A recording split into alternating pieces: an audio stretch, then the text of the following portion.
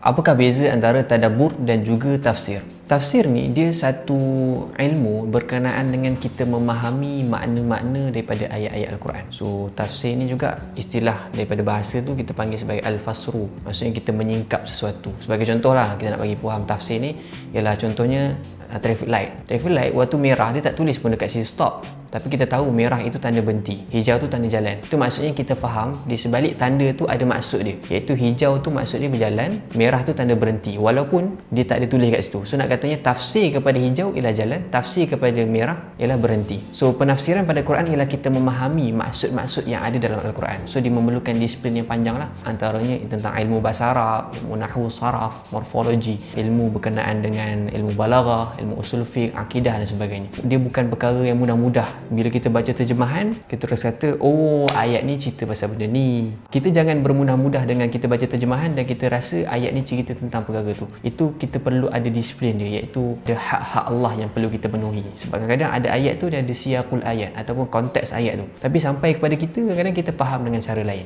Tadabbur pula ialah kita melakukan refleksi kepada apa yang kita faham itu daripada ayat Quran itu sendiri. Kadang-kadang ada orang dia tahu tentang cerita-cerita dalam Quran ataupun tentang munafik. Dia boleh hurai tafsir tentang surah Al-Munafiqun dengan secara mendalam sangat-sangat. Dia boleh terang berkenaan orang munafik ni sifat dia macam mana. Tetapi terang saja ataupun faham secara tafsir saja, dia tidak menyebabkan seseorang itu boleh membersihkan hati dia. Dia perlu melakukan tadabbur juga, iaitu refleksi diri. Melakukan refleksi bahawasanya boleh jadi perkara yang disebut itu ialah tentang aku sendiri. So itulah antara beza tafsir dan juga tadabbur.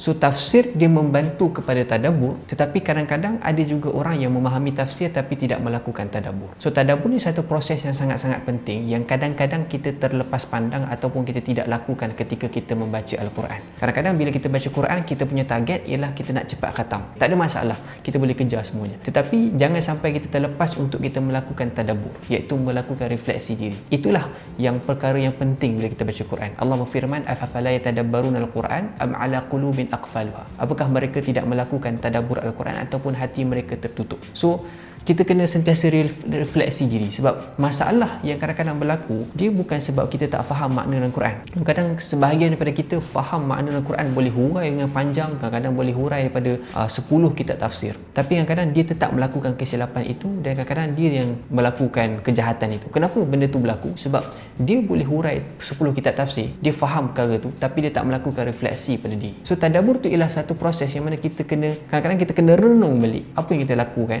Kadang-kadang benda yang kadang-kadang kita hujamkan pada orang, kita panahkan pada orang, sebenarnya kita sendiri buat.